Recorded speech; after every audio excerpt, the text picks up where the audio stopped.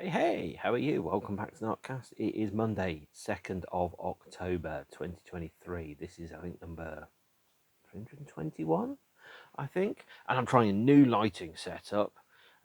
This time, natural light from out there and one of the lovely light thingies here. And I've also tried to clip my microphone onto my t-shirt to see how it works. I have another one that's in the post, but it hasn't arrived yet. Today, I'm going to be talking about the 52-year-old Pink Floyd album released on October 31st, Halloween night, 1971, Meddle, and the bootlegs and unofficial releases and the early years box set and singles and things like that around that time. This period of Pink Floyd history was one that was, to me at least, for a long period of time, completely alien to me, because I didn't know it existed. Now, I had the view when I first started listening to bands that the music that they like, or the music that they're proudest of, that most accurately reflects the sounds that they have, and their what's the word I'm thinking of here, the stuff that they like the most, that they're proud of, that they want you to hear, is the stuff that they play live. And that means if they don't play it live, they must think it's not particularly good, which means that, as far as I was concerned, Pink Floyd generally started in 1973 with Dark Side of the Moon, which is obviously one of the biggest selling albums of all time and is also on the t-shirts here.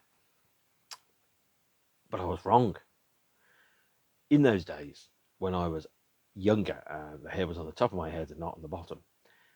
You couldn't go to streaming, and you couldn't go, well, I want to find out what Meddle sounds like. You had to either know somebody who had a copy of it, you had to find a copy in your local library when they were lending out LPs and CDs. And by the way, that's how I built my record collection. Is Tuesdays go to the chuckouts at Birmingham City Centre Library, because that's when they'd delete the albums, and then you go and pick up the old library copies for £1 on vinyl. I think it was £1.50 on CD. And that was how I filled my library of things that I wanted. Was when the libraries looked at them and went, that one's too knackered to rent out anymore, we'll just sell it to Mark or his brother. And that was one of the ways in which I built my record collection. But in those days, which was the 90s, don't really want to think about my age, but yeah, it's true. That was the way in which I built my record collection. You went for library chuckouts, you went for second-hand copies. You couldn't just go onto streaming and go, well, I'm going to go and listen to Meddle or Atom Heart Mother and see what it's going to sound like. Or if you didn't have a friend that had a copy of it, you just had to go without. So until about 2002, my Pink Floyd stuff started in 1973. And my moment when I realised that I needed to go and buy the older stuff was the first time I saw a member of Pink Floyd perform live. I saw David Gilmour at the Royal Festival Hall on the 22nd of June 2001, released on the David Gilmour In Concert DVD, and he played a song called Fat Old Son. I had no idea what Fat Old Son was. I'd never heard it. I'd never heard of it. I mean, obviously now I'm like, play Fat Old Son. But I kind of thought, well, I don't know what that is. He then played, I think, Dominoes. I don't know what that was. He might have played Terrapin, actually. I'm not sure. But all of that stuff was kind of floating around in the air, and I didn't have a clue because I couldn't afford the few quids to have a copy of it. Now, less about my grinding childhood poverty and more about 1971. So Pink Floyd had the honour, I think is the word, of releasing 2 records in 1971, and I'll go through those records chronologically, as well as recording parts of Dark Side of the Moon, parts of Obscured by Clouds, and the film Pink Floyd Live in Pompeii, or at Pompeii. Quite a busy year, 1971. It really, really was.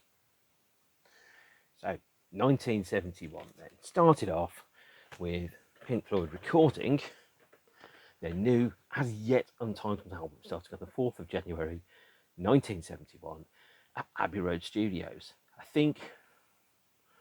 don't know which room in Abbey Road that was, but they started on the 4th, ran through to the 11th, spent a week there, then went back to Abbey Road on the 19th to the 21st of January, 24th to 26th, 7th to the 28th of March, the 8th to the 14th of April, all the way through to the 28th of May. And They did a couple of other bits of recording. They recorded at Abbey Road because Abbey Road was owned by EMI. EMI being their record label, and obviously the studio of choice for pop, yellow beat combo, the Beatles. Whatever happened to them? Abbey Road only had 8 tracks, so when they were recording Meddle and they realised they needed to move to 16 tracks, they moved to a place called Air Studios, which was in August, and on the 6th of May and the 19th to the 22nd of July, they went to a place in Willesden. I don't know where it was. Air Studios, by the way, I think that was a converted church, and I think that's been used by Depeche Mode and Suede and a few other people, probably Eurythmics, because they've recorded in every studio ever. I could pretend I remember all of this stuff. I don't. I wasn't even born. I wasn't a glimmer in my father's eye at this point. So this is all stuff that I've read in books. And they recorded, obviously, most of the album at Abbey Road, and then they moved to the other studios to finalise mixing and move some bits about and to put extra tracks down. So, not that I'm a huge expert in these things. These days, you can have as many tracks as your CPU can put up with on your digital workstation. Those days, things were a little more difficult. Yeah, difficult. That's the word.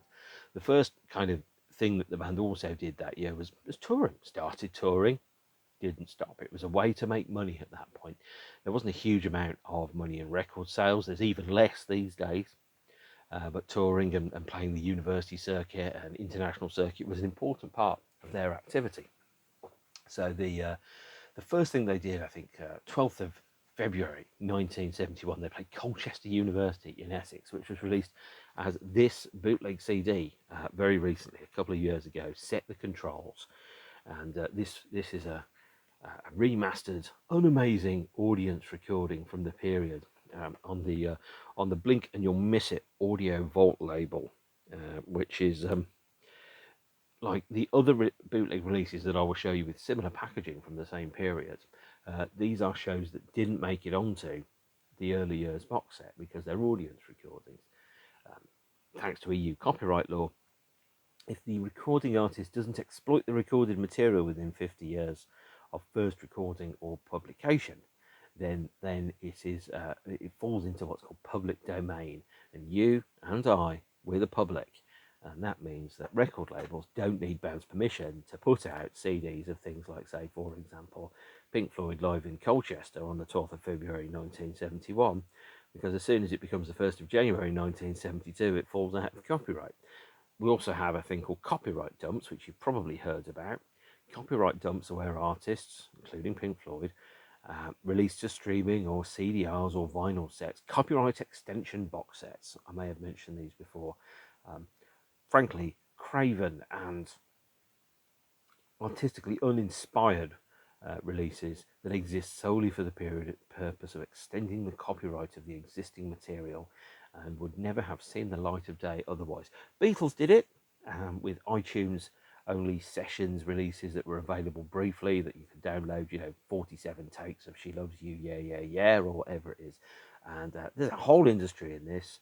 And if you're trying to chase down the original and legitimate physical releases for copyright extension box sets, as a big Bob Dylan fan, you'll probably end up paying something like £3,000 for 50 CDRs of Bob Dylan live in his basement in 1966, or whatever format they choose to release. These releases on Audio Vaults are interesting but not essential. Pink Floyd at this point were very much like a jam band. They had a start and an end point, and they had set points upon the journey, but quite how they got there was entirely up to them. And they kind of improvised their way through the songs and the music and landed on certain versions. So, for example, Embryo, which is on here, track 2, in its recorded version is 3.5 minutes long. The live version here is 11.5. The longest live version I've ever heard is 27.5 minutes of Embryo. It's not 27.5 minutes good, by the way, I should point out. At the same time, early 1971, in fact, and let me just quickly check the date here, the 16th of February 1971, Syd Barrett recorded his last radio session for BBC Radio 1, recorded versions of Baby Lemonade, Dominoes and Love Song there, which was available on this CD EP, which is hard to get. I think this really, really does deserve a vinyl reissue, actually. And on the 14th of May 1971, released their first album of the year, the legendary Relics. Now, Relics is legendary for a number of reasons. I think the main one is because it's cheap, it's a budget release, and that's the one which most people were able to get. And so therefore, if you were on limited budget, much like me, and this was a budget release, and it was like, oh, Pink Floyd singles, non-album tracks, bits and bobs, that would be your entry point because you were limited by how much money you could afford.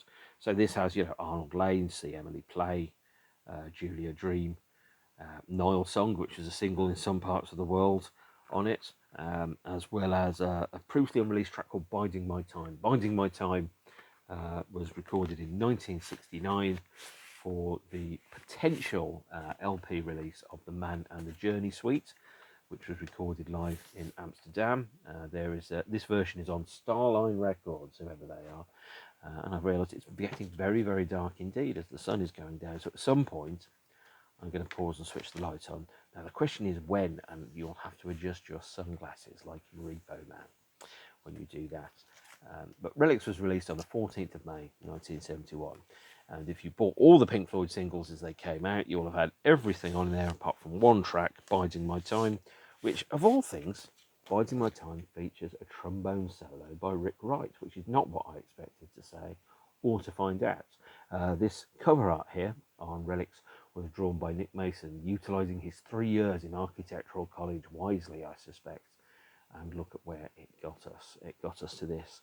When the CD version of Relics was issued in 1995 as part of Pink Floyd's regularisation and standardisation of their body of work, this was replaced with a sculpture based upon the picture by Nick Mason. Here it is. And whilst that's very dark, it features the same track listing and order and remastered audio. In 1994 and 1995, the band's body of work was remastered and presented digitally for the first time, whereas previously it had been effectively flat transfers from tape and LP versions. Right, let's go for a walk. We're going to switch the lights on. There's a whole room around here. This is the bit you never get to see. There, that looks frightening. That looks better. Let's go back in, and we'll carry on the good work. Yeah, so in case you're ever wondering, is there actually a room that surrounds when Mark does these? The answer is yes, and you just saw it. So there you are. Aren't you excited? Bet you aren't. I'm not. I spend a lot of time in this room when I'm working from home. I will spend a lot of time at the desk that's over there, writing emails, doing spreadsheets, and other exciting things. So 14th of May was the release of Relics. On the 25th and 26th of February, going back slightly, the band performed in Offenbach in Germany. And Offenbach in Germany was filmed for later release. And the material that was in Offenbach later appeared on, and let me just quickly check where it is, somewhere on one of the Blu-rays or DVDs that goes inside the early years 1971 box set. This one's called Reverberation. I think maybe Offenbach was on the version that was only in the box set. I didn't get that bit out because I'm only human. 15th of June 1971, the band performed in a place called Azinsu. I've never pronounced that actually. Maybe I should just move swiftly on from that. Yeah. Yes. So Offenbach was on a 9-minute TV broadcast there in Germany. The first track on the DVD and Blu-ray from Reverberation, featuring extracts from Atom Heart Mother and The Saucer Full of Secrets. They then performed a place called Cinq Grands sur le Dieu, which I think is 5 whatever grands are near the sea. And that is, or whatever, my French, I don't speak French. I really don't. What I do know in French is that Jaws 2 can't be called Jaws 2 in France. Originally it was called The Teeth of the Sea, which is a great name for a band, and there is a band called Teeth of the Sea, but which translates as, something sur le mer, M-E-R, mer. Now, French for shit is the phrase merde, which is, when you think about it, mer 2 is C2 is, in French, shit. So Jaws 2, if translated literally, using its original title, in France would have been called the Teeth of Shit. So that is why they haven't called it the Teeth of Shit. And I had no idea I was going to go there, but there I went. I don't know what the actual title for Jaws 2 is in France, but what I do know is that my French is appalling. I still cannot speak French. On the 15th of June, the band performed in a place called Abbaye de Royaumont in Assiers-sur-Oise. I don't know where that is, and if I pronounced that incorrectly, forgive me. On the 15th of June, and it was filmed, and Set the Controls for the Heart of the Sun and Cymbeline were released on the DVD and Blu-ray of Reverberation.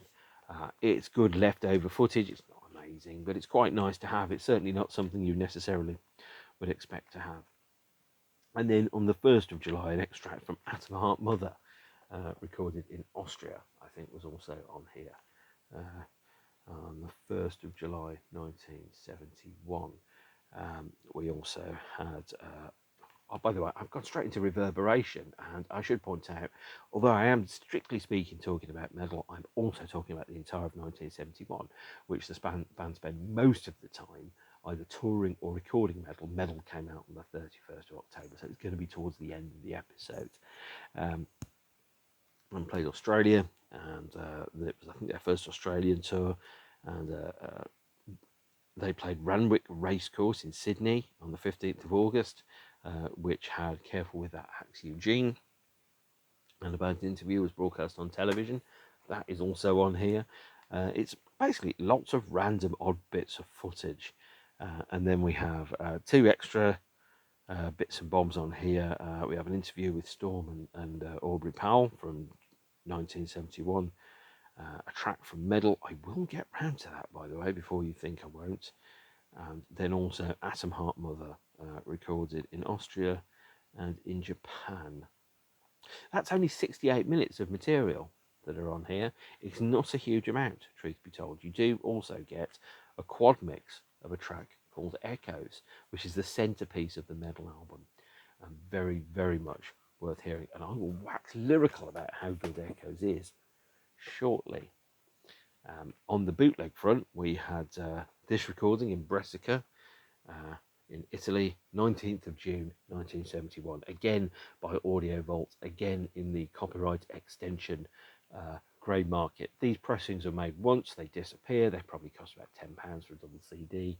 If you're a Pink Floyd nutter like me, sorry guys, I am, you'll probably want to own it, but then you'll listen to it, you'll probably wish that you hadn't. This features a mere 11 minutes of Embryo, but A Source Full of Secrets gets to 20 minutes. A track called The Return of the Son of Nothing is brought into the set list and appears on this CD. That is in fact a track which later was called Echoes. It was also called, I think, Looking Through the Knotholes in Granny's Wooden Leg, according to Roger at one of these shows, November 1971, at the Listener Auditorium in Washington. Roger thinking he's clearly an extremely very witty man indeed. And basically lots and lots and lots of live material that came out. And so we get to 30th of September 1971, which was 52 years ago yesterday, I think, or maybe the day before yesterday. And that show was recorded and broadcast on the BBC, and it also, I think, made up the audio portion of CD1 of Reverberation. And the band played Fat Old Son, One of These Days, Embryo, and Echoes.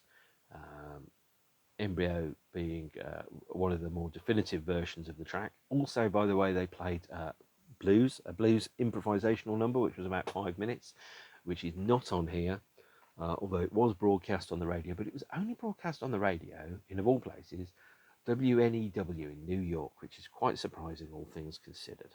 It gets very complicated. I should probably draw you a map, but I'm not going to do that.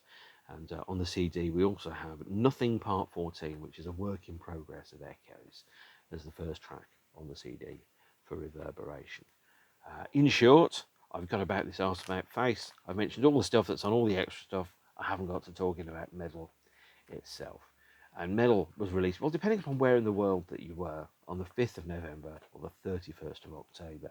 But even before Meddle was released, the band recorded another live release. This one, better known by almost everybody. It is, I'm pretty excited about this. This is a format first for the NOTCAST. You've not seen one of these before. Pink Floyd live at Pompeii, which was broadcasting, well, exhibited at the Edinburgh Film Festival in 1972, released to theatres in 1974, and reissued as a director's cut on DVD in 2003. Pink Floyd live at Pompeii was recorded between the 4th and 7th of October 1971 for 3 songs, plus 2 extra tracks which were recorded on a soundstage in Paris because they hadn't got a workable performance of the track.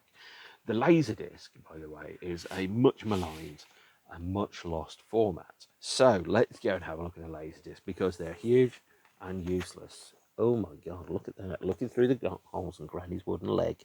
And the Laserdisc is a big, basically silver kind of CDV. It's basically like if DVDs were big. Sometimes I think that maybe Laserdisc should make a comeback because vinyl's making a comeback, and vinyl is just like CD on black plastic that's really big and inconvenient. A Laserdisc is like a DVD or a Blu-ray, but it's just 12 inches big, and it's big and inconvenient. Each one of these sides, by the way, plays for about 30 minutes, give or take, and that means that if your program is under an hour, you can do a wonderful double-sided release that slots right in with your LPs. This version features the original theatrical cut, running 62 minutes of Live at Pompeii, and I must admit, I paid about £5 for this. Not because it's any good, it absolutely isn't any good at all. I mean, I think Laserdisc is just slightly above VHS quality. It's definitely not as good as DVD, but sometimes Laserdiscs are the only places that you can find really obscure stuff. So, for example, Jackie Chan's Police Story. There is a cut that was recovered from a Laserdisc that is currently on the Eureka Films multi-version, super expanded version of Police Story 1 and 2 that otherwise would have been lost forever, I think.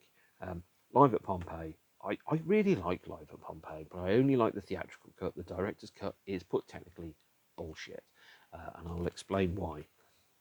Because when it was released in 2003, God knows why they thought this was a good idea. When Live at Pompeii was released in 2003, the film director, who I think is Adrian Maben, went back and added some extra material in. So he took it from 62 minutes to 1 hour 32 minutes, and he expanded the release of Live at Pompeii with extra useless guff that you absolutely don't need. So he added films and shots from the recordings of Dark Side of the Moon. They shot some studio interviews during the recording of Dark Side. They shot some extra material whilst the band were doing overdubs and mixing the Live at Pompeii soundtrack. Added that in there, interviews with the band members, and they come out all to a man spectacularly evasive, apart from Roger Waters, who comes off as belligerent and confrontational, and generally very, very pleased with his own intelligence. And it's not a huge amount of fun to watch those interviews. I watch it and I kind of go, I don't like some of these people in this band. They're not people that I would willingly want to spend time around. They seem absolutely convinced of their own genius to the exclusion of everybody else, and it's difficult, really, actually. So I stick to the music at this period. I really do. The Abbey Road footage, by the way, also shows Rick and David re-recording and recording parts of Us and Them, Brain Damage, Eclipse. I think bits of Us and Them as well, actually, as well at Abbey Road, as well as shots of the same endless speaker stacks and so on. So the 2003 director's cut is bullshit, as I've said. The reason being is not the additional footage of the band, which is quite interesting actually, but because of the extra stuff which has been added later on, which is CGI of space probes and what Pompeii might have looked like. And it's not great CGI. It was poor CGI in 2003. It's even poorer in 2023. So generally, don't do it, kids. It's a bad idea. Luckily, the DVD release here contains the original theatrical cut as a bonus feature, which is the only version worth watching. The theatrical cut has been reconstructed from the Blu-ray from the DVD materials and transfer for the 1972 Fusification Blu-ray and DVD, and this is the replacement DVD that came with that. So what you actually get is the 2003 director's cut, but with all the exclusive 2003 director's cut material sliced out. What you don't get is the 1974 theatrical cut, because they keep where the footage has been replaced in the theatrical cut for the director's cut by CGI of a stupid space probe or of Pompeii. It's been kept. Also, the title cards, which are different on the 1974 theatrical cut available on the DVD, the title cards are not present in the same format on the Blu-ray. So if you buy Fusification and you think, great, I've got the theatrical version of Pink Floyd at Pompeii, you haven't. You've got an edited version of the 2003 director's cut in Blu-ray quality, but with all the changes that can't be walked back. Confused? You will be, as Yoda says. And that brings us up to October 1971, the release of, I don't even know how many albums into Pink Floyd's career this is now, the release of Meddle. Now, I am, despite other things, a huge fan of Meddle. I think it's a really good LP. Obviously, it's meant to be weird and unusual, and you kind of sit there and go, you're looking at it and going, it's a nose. Well, actually, it isn't a nose, it's an ear. But it's meant to be confusing and unusual. It also features, by the way, the last band photograph that appears on a Pink Floyd record until 1987's A Momentary Lapse of Reason. And look at those lovely faces. The faces only a Pink Floyd fan could love. Actually, that's not true, but it does look like it's a bit of a hair-growing competition. My money is on David. With the longest hair, but if you take into account the total volume of hair that's on this photo, Rick is a very close second, possibly first. Although actually, I think Nick's beard is a slightly thicker. So in fact, they're all about the same length. Maybe they had a band meeting where they said we've all got to wear black and we've all got to have long hair. Who knows? Obviously, I wasn't in that meeting because they said, member of Pink Floyd can be bald. That's not true. So, Meddle. The Pink Floyd album. I think highly of Meddle. I really, really enjoy it. It takes the same kind of format as Atom Heart Mother, which is one side is devoted to one song, effectively the title track of the album. And the title track of the album, maybe the album should have been called Echoes. That would have been a better title for the record, and it would have given the song Echoes an appropriate level of importance that it absolutely deserves, because Echoes is, in my opinion, the finest individual Pink Floyd song the band ever recorded. And I know that makes it better than Pigs on the Wing, Comfortably Numb, and, the Fletcher Memorial Home. So, 1971, big year, live at Pompeii, Meddle there. This is where I'm trying to go, well, is this going to be the photo that turns out to be, like the icon, the one that I use on my little YouTube thumbnails? And maybe that's the answer. Who knows? So live at Pompeii there, recorded just a month before the release of Meddle, and therefore Live at Pompeii features the first live recordings of Echoes and One of These Days. So side one, Meddle, opens with One of These Days. There's a song that was the oldest Pink Floyd song in a Pink Floyd set list for many, many years. It was played in 1987 to 1989 and also on the 1994 tour. Although on the 1994 tour, the band had also added Astronomy Domine to their set list, at least for some shows. One of These Days was the oldest Pink Floyd song, and therefore I thought, well, if they're only playing one song from their first 6 or 7 albums, they can't rate those 6 or 7 albums, which isn't strictly true. It features One of These Days is one of the great opening tracks. It features Roger and David playing dueling basses, which is replicated live by the cunning use of effects pedals and Guy Pratt these days. And I've seen One of These Days played live by David Gilmour and by Nick Mason's Saucerful of Secrets. both of which absolutely great. I was watching them going, oh, I cannot knock this. What a fantastic live song it absolutely is. It's followed up with A Pillow of Winds, which is not a great song. And then it's followed up by Fearless. Fearless is a song that Pink Floyd never performed live that I know of, although it was played live by Roger in 2016, and I think it was played live by Saucerful of Secrets as well.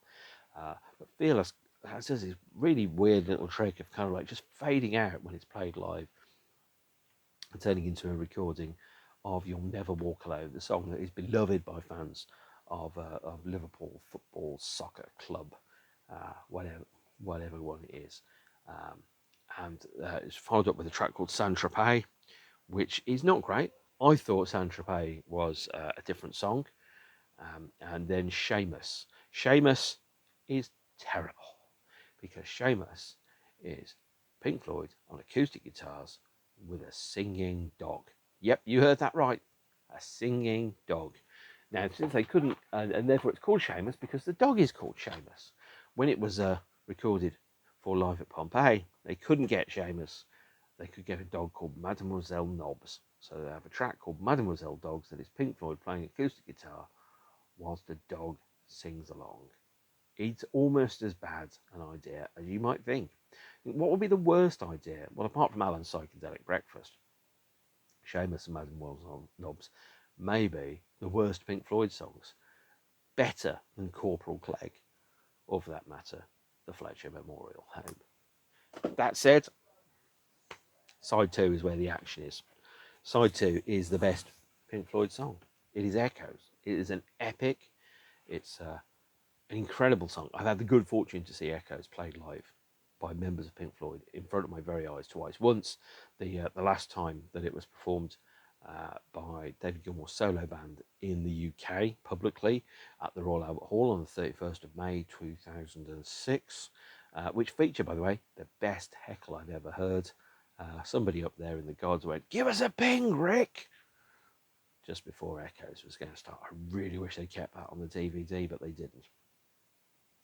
And then the other version was again 2022 in the same room, the Royal Albert Hall, this time performed by Nick Mason and Guy Pratt and the Saucerful of Secrets performing Echoes, and that was quite an experience as well. There was a moment when I was watching it and I was like watching Echoes being played live by members of Pink Floyd in front of your eyes, and you kind of feel like you're watching like the Mona Lisa.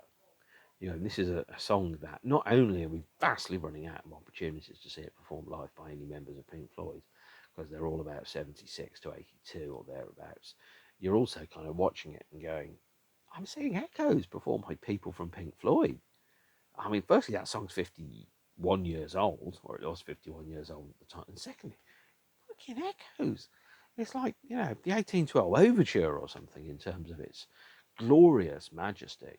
Oh my God, all the lasers during Echoes. Now, the other thing about Echoes, which is underrated, I think, is that Echoes brought to the world, I think, the first time where I really felt that Roger Waters' lyrical abilities really bubbled up to the surface in a way that were truly exceptional. The lyric about, you know, by chance I'm walking down the street and a stranger's eyes and we do meet and I am he and, you know, I am you and you are me and what we are is morning and whatever, however that lyric goes. And, you know, there's of course, a lyric that starts to go on about the human community, the capacity for humans to operate not as individuals isolated from the rest of the world in which they live in, but humans as part of this vast ecosystem of people, which together form the human race, which is above, beyond and bigger than any individual idea. The Meddle there, opening out into a gatefold sleeve, you can very clearly see that's an ear, Bob. That's an ear. In much the same way as the video for In Between Days is that, you know, the comments was, well, we want it to look like a bunch of random colours. We'll use socks. Nobody will tell it's socks. And you kind of sit there and go, it's definitely socks, Robert or Tim. With Meddle, you go, that's an ear. You can't pretend it's anything other than an ear. That's an ear. Everybody's got one apart from the people that haven't, and there aren't many of those. And Echoes is, in my opinion, not only one of the finest Pink Floyd songs there is, it's very, very important if you're a Stanley Kubrick fan, primarily because if you align and sync Echoes with the Stargate sequence from 2001: A Space Odyssey, here is an early DVD of it featuring a 70mm linotype there of the relevant shot. If you if you sync the third bing in Echoes to the sign Jupiter and Beyond the Infinite in 2001, you will find that the music matches the visuals perfectly in a way that the band have said is a complete coincidence, but I, being more cynical, probably think isn't a coincidence. It looks astonishing. It matches perfectly. Every time I watch 2001, and 2001 is one of my very favourite films of all time, I have to sync it up to Echoes, and it is, and it's like one of those things where if it hadn't been planned, it is such an improbable coincidence as to probably be impossible. So get your copy of Meddle. Here's a 1994 CD of it, by the way, and match it up with 2001 Stargate sequence and have your mind blown like that gif of the guy going. But no, I absolutely love Echoes. It is my favourite Pink Floyd song. And yeah, there is some harsh competition there. So that is Meddle and Live at Pompeii. There. There's a little bit more to go through. There was one single that was released from the album that I own, released in Japan, the 7-inch of One of These Days. This time backed with, and let's quickly go into the sleeve and find out what it is. Backed with a barely legible Seamus there. Now this is the Toshiba EMI version, which was released probably around about 1974 or thereabouts. It has the original Toshiba EMI inner sleeve that went with it alongside the paper insert, but must be honest, if you look at the edge of that, something's been eating that, so I've stuck it in a replica of the Parlophone sleeve there, the Emitex one. So if you're a Beatles fan, you'll go, that should go on there, even if it isn't an original. There is a burgeoning market in recreating generic company sleeves. I keep thinking I need to go and find a Toshiba EMI replica when I get an opportunity to do so. And of course, there is the sleeve stroke insert that comes alongside One of These Days. This is difficult to get and expensive. My copy was water damaged, so it wasn't expensive. This one cost me £8 whole, which I think was quite good going actually. Features a band photo, some text and some lyrics on the back. Features, I was in the kitchen, Seamus, that's the dog, was outside. Well, you know, the sun sinks so lonely. My old hound dog sat right down and cried. Those are the lyrics to Seamus. Not the best lyrics to any song ever written. But I guess when you're doing an album every year and you're playing something like 100 shows, you haven't necessarily got the time to sit down and do a perfect work of art every time. And that is the One of These Days single. Now there's more. There's more? Yeah, I know. There is a bootleg CD. This one, Pink Floyd Embryo, San Diego, 1971. Recorded on the October the 17th, 1971. This was one of the CDs that fell through the Italian copyright gap. If you look very carefully, made in Milan in Italy, which had a far laxer interpretation of copyright than any other country. The inner sleeves were to be taken out, they'd be stamped with an export stamp that said that the Performing Rights Society had been paid, and therefore that's why a lot of silver CDs and bootleg LPs came out in the 90s, until such point as I think the laws were changed around European copyright law in the mid-90s, which shut off the Italian bootleg CD market immediately and swiftly. Is this any good? Not really. But at the time, it was the only Pink Floyd bootleg from 1971 I had, so it had to be good, even if it was terrible. If you are a fan of Pink Floyd, and if you are, why have you made it this far into this episode? That's crazy. But you know, I admire your diligence to the cause.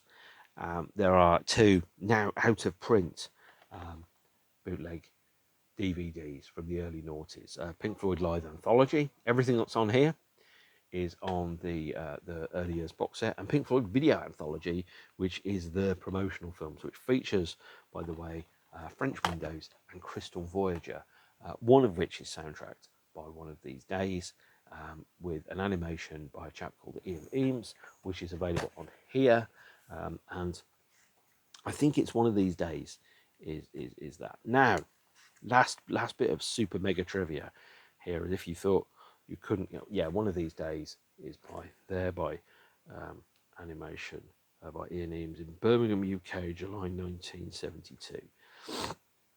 The reverberation set also features, by the way, on the DVDs there and the Blu-rays, a hidden extra. It features 5.1 mixes. Features 5.1 mixes of Meddle, which was prepared for the 2016 reissue that went inside the early years. The 5.1 mix wasn't authorized, so they removed the link to it from the menu screens, but the 5.1 mix of Meddle still exists. It's still on here if you want to go and extract it out from the discs. You just can't access it through your Blu-ray player unless you specifically select the title of which I do not know. By the way, it also features echoes in quads, because on the quad tape of Meddle, Echoes was released in 4-channel. The last thing that we have, some flyers and general guff here. So we have Pink Floyd live at the Santa Monica Civic there. We have, I don't even know what this is. The new Pink Floyd album is like throwing a party for your ears. There's an advert for Meddle, a reproduction of a press release from Harvest, a flyer for Pink Floyd on February the 12th at the University of Essex, Colchester. That one will have been released on the CD, and a booklet that goes with it that features credits and other information. That is Pink Floyd's Meddle, and that is Pink Floyd 1971. It was a very, very busy year for the band. They released Meddle, they released Relics, they recorded live at Pompeii, they started work on Dark Side of the Moon, they started work on Obscured by Clouds as well, their 1972 album, but I'm going to get to those later. And they played a heck of a lot of live shows. So I really, really enjoy the Meddle album. I think Echoes is the finest single Pink Floyd track there is. Live at Pompeii in its original theatrical version, super good, really, really enjoy that. And of course, we have the lovely joy that is Relics as well, which was an entry point for a great many Pink Floyd fans. So that is a perhaps unexpected NOTCAST about Pink Floyd. Although, of course, if you're paying attention, you'll know I'm going through every band in order and in sequence, covering every period, including the ones I don't particularly like, which, when I get to certain bands in certain eras, might get a little bit messy, and I have to be careful about what I say, because my mum said, if you can't say anything nice, don't say anything at all. So it might just be me staring at the camera for 40 minutes, like when you were a kid and you had a staring competition with your mate. I might just sit there and go, this is Oasis's Be Here Now from 1997, and my mum said, if you can't say anything nice, don't say anything at all. God, I'm bored already, I better stop. Okay, if you like it, subscribe. If you don't, sorry, you can always skip to watching another one. Or anything else on YouTube. YouTube is absolutely huge, and there's about 500 hours of material uploaded to YouTube every hour. So if you don't like this, there's bound to be something else. There's always something out there to watch. And take care of yourselves and each other. Stay beautiful, and I'll see you all again sometime not too far away in a galaxy far, far away, a long, long time ago. Or more correctly, probably later on this week when I talk about another band that I like. Okay, see you later. Bye.